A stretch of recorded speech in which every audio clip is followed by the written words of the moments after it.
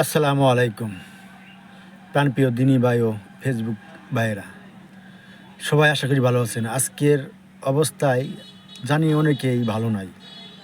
যাদের হার্টের সমস্যা, মনের দুর্বলতা, তাদের মনে হয় ভালো নাই। কেননা ভাই, আল্লাহ তাআলাকে আমরা সবাই ভুলে গেছি। তার জন্য আল্লাহ তাআলা আমাদের একটু নজির দেখায়। দেখেন, আজকের ভূমিকম্প যদি আরেকটু বেশি হতো তাহলে আমাদের কি হতো, অবস্থা কি হতো ভাই। তাই আমরা সবাই, এখনও সময় আছে, আল্লাহর কাছে সমর্থন করি।